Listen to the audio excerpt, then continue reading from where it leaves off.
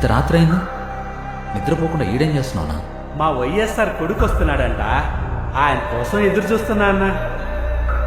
కాదన్నా, మీ వైఎస్ఆర్ కొడుకు వచ్చి నీ ముందు నిల్చున్నా నీకు కనపడదు కదనా? అన్నా, నాకు ఆయన కనపడకపోయినా నేను ఆయనకి కనపడతా కదన్నా.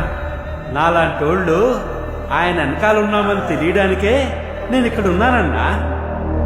జగనన్నా జగనన్నా ప్రజలంతా నీవు, సూర్యుడిలా ఉదయిస్తివి, కిరణంలా ప్రసరిస్తివి, పేదోళ్ళ బతుకుల్లో చీకటినే తరిమేస్తివి, నిరుపేదల తోడుంటివి, నిర్భాగ్యుల నీడంటివి, మీకోసమే నేనంటివి, మీలో నేనొకడంటివి. రాజుని